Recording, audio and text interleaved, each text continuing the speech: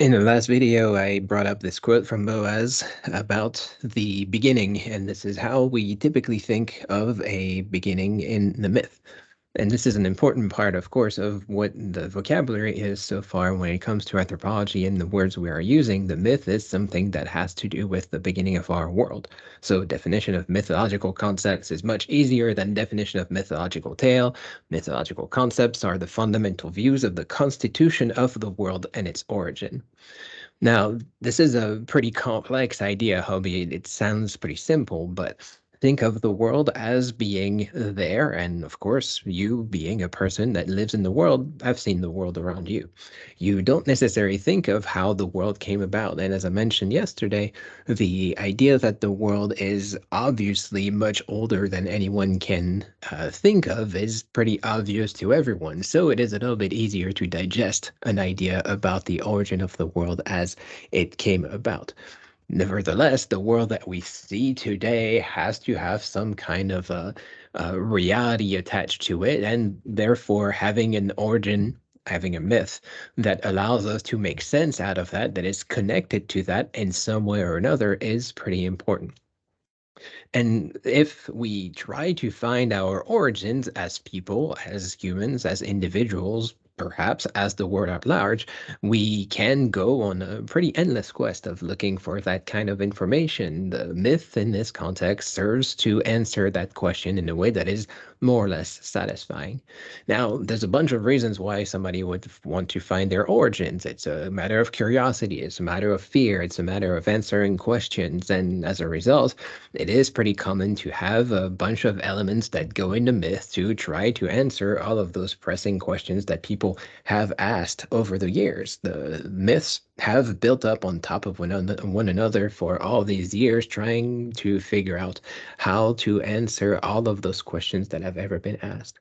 And a lot of that is coming out in the form of religious systems, of course, but it comes into the connections with philosophy. Ancient Greek philosophy tended to deal a lot with these religious issues. And similarly, it comes into poetry or some kind of literary form. This was also very common in ancient Greek or ancient Roman ways. Today, this is mostly the domain of science, and explaining the way that we can find the origin of the world has to do with a lot of guesswork, of course, because no one was there back then, and having to understand the way that things had to come about so many billions of years ago has to do with a lot of more or less relatable elements that are more or less understandable to us. So it is very easy to understand how this is a mythological concept. But it is also important to see how the myths will maybe connect with one another on certain elements. For example, fire, which was the part of the reading for this week. Fire is an important element, as we can see, because this is a way that you cook things. This is a way that you keep warm. And when the weather is cold, hint, hint, outside right now, so having a fire in that context is pretty important. That helps people stay alive. And cooking food, eating food is also something that helps us keep alive. And making food that is cooked is double easy because it kills some germs and it helps us stay alive longer. So having the fire as part of our defining elements as people has made it so that the finding of fire, the obtaining of fire by people became a mythological element pretty quickly. That being said, making this part of our world means also that the world that we know currently also has to have this very specific meaning to it. There's an example of Prometheus in Greek mythology, for example. Great Prometheus is a son of a god, and there's various stories that explain that lineage, what exactly whose son it is. It's not very important to us at this point in time. What's more important is the story of what Prometheus does for us. Prometheus tricks Zeus, the god of gods, by giving him a meal that is designed to trick him. So, but for Zeus, he put the white bones dressed up with cunning art and covered with shining fat. Then the father of men and of God said to him, "Son of Lapidus, most glorious of all lords, good sir, how unfairly you have divided the portions." Zeus serves a meal that is not appropriate for, sorry. Prometheus serves a meal that is not appropriate for Zeus, and therefore there is a matter of of deception. There is a matter of trickery. How did Prometheus do that? Well, he used fire. He used fire to transform meat into something that looks different from what it is. And so therefore Zeus hides fire from Prometheus and does not allow him to play with fire anymore. Zeus said, thinking trickery, whose wisdom is everlasting, saw and failed not to perceive the trick, and in his heart he thought mischief against mortal men, which also was to be fulfilled. With both hands he took up the white fat and was angry at heart, and wrath came to his spirit. When he saw the white ox bones craftily tricked out, and because of this the tribes of men upon earth burned white bones to the deadless gods upon fragrant altars. So having fire is a matter of power, of course. This is a matter of power that Zeus, up until that point, had for himself. And as a result of trickery from one of his minions, in this case, his kid actually is his offspring, Zeus hides that from people. And as a result of this hiding thing, the people will burn these bones as an offering for the gods to remember their link to this and perhaps be a little bit more thankful next time that they have fire to cook their meat. The result of that is that Prometheus once again steals the fire and brings it down to the people. Now, of course, today we have fire because not only Zeus tried to take it away from us, but because Prometheus stole it once again from Zeus. At that point in time, Zeus doesn't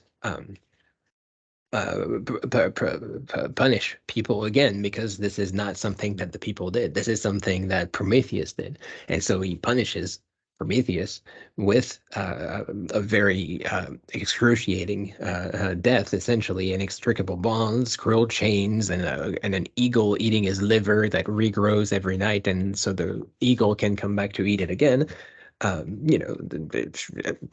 He's a god, so that's the only way that you can kill him is every day upon and over again.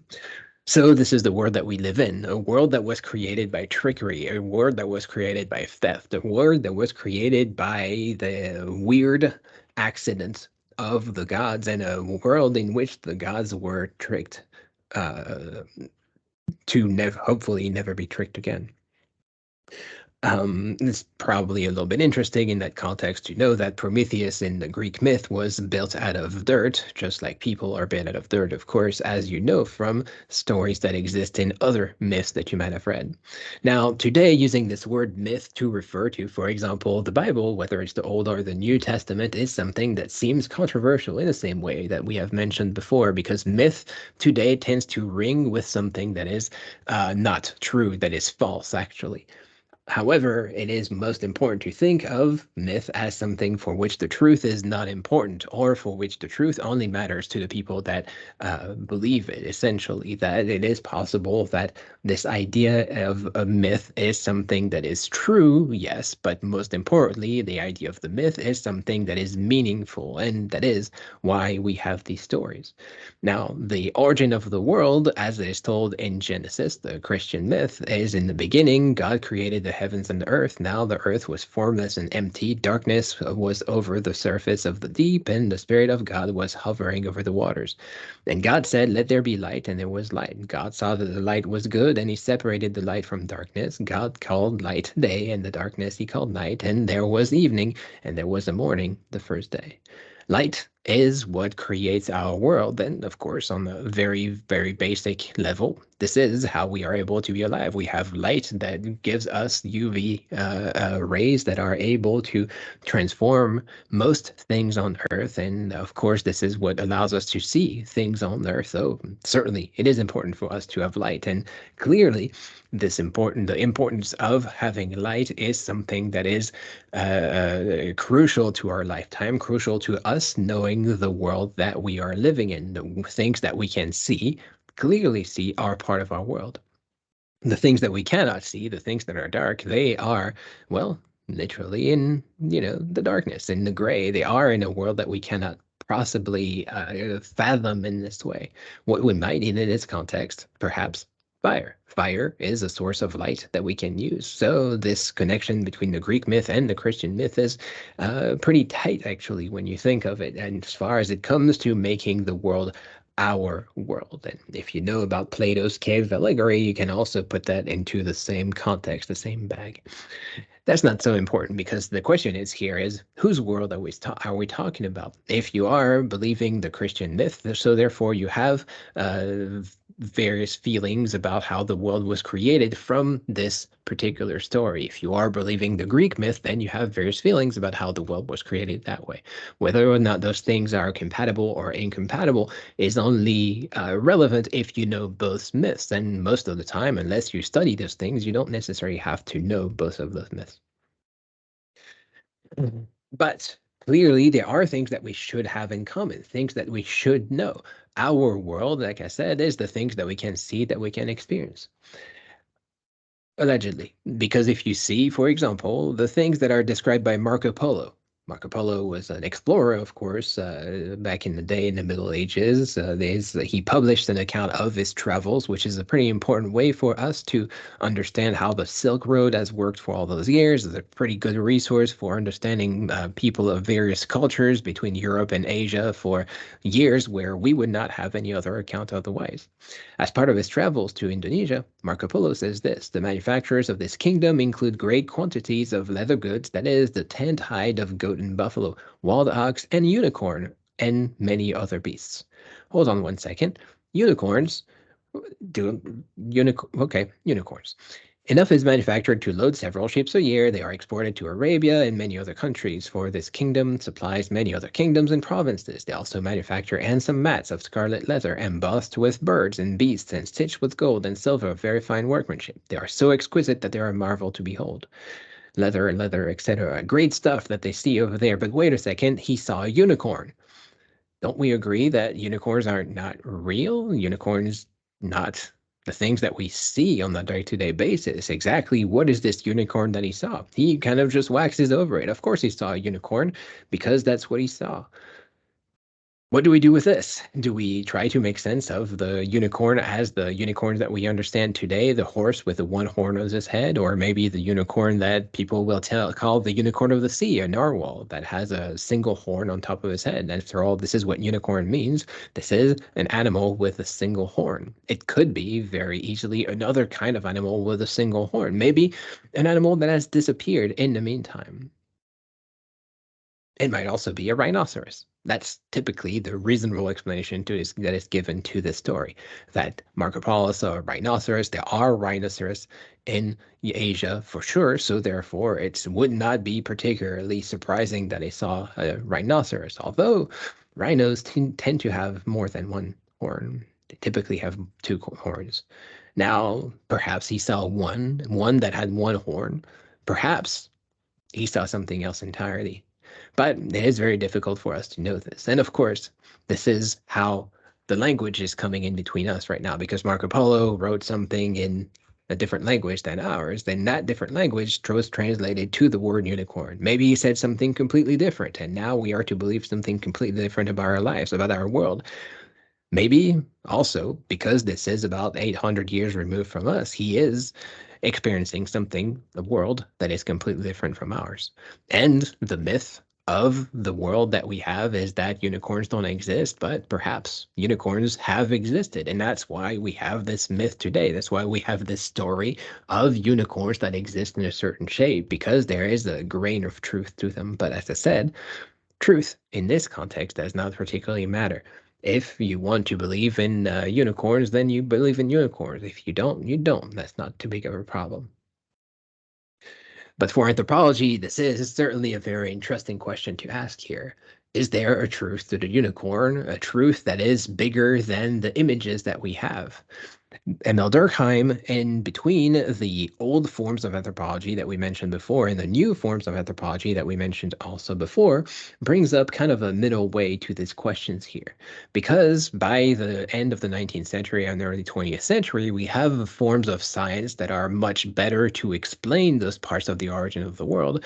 The myth kind of had a sliding situation here for a second. And explaining the matters of totemism that we have mentioned before, Durkheim points out that maybe the totem is a way for people to connect to a part of their identity that would otherwise not make sense in a way that makes sense to them, as opposed to a way that would make sense to anyone else. And of course, if you have an item, if you have an idea that makes particular sense to you, something that you particularly care about, something that is very meaningful to you, maybe to your family, something that is very precious to you, to your family, this becomes very easily part of your identity. And so, thinking of the totems here, Durkheim points out, in fact, the person bears the name of the totem. At that stage, identity in name is presumed to entail an identity in nature. Having the same name is not thought of as merely an outward sign of having the same nature, but as logically presupposing it. For the primitive, the name is not simply a word, a mere combination of sounds. It is a part in being, and indeed an essential part. When the member of the kangaroo clan calls himself a kangaroo, he is, in a sense, an animal of that species. A man, since Bestler's Gillen, regards the being that is his totem as the same thing as himself. A native, with whom we were discussing the matter, responded by showing us a photograph we have just taken of him. Look who is exactly the same as I. Well, it is the same with the kangaroo. The kangaroo was his totem. Thus, each individual has a dual nature. Two things coexist in him, an animal and a man. Now, this is pretty valuable to us to think of this dual nature, because if you assume that we have only a single nature and that nature is inside, it's outside of us, we are excluding the possibility that we have this dual nature, these two possibilities, one nature inside, one outside, one nature as a human animal, one nature as a spiritual animal. This is a very easy way in which the religious world crosses over into the material world, because you have these things that are more or less connecting with one another in more or less meaningful ways, but we have also these images that we connect with in more or less meaningful ways. And one part of our image is also our own image, our own personal image. And so we're reflecting upon ourselves as a person with an image that contains kangaroos, or maybe an image that contains unicorns, or whatever other thing that you hold dear. You also make an origin story for yourself that contains these things that are literally part of your world, a world that you don't necessarily share outside of your family. This is your personal world, your internal world. So it's pretty easy to see how those mythologies here are helping us create those connections, create those worlds pretty much as we go. And the whole bag of that is becoming, once it is shared around ourselves, part of our culture. And of course, as we move along for the semester, we are going to talk about these symbols that are shared by individuals across borders, across religions, across societies, and something that will be meaningful to them. The question being, of course, at this point in time, what's the meaning? Why are we talking about these things?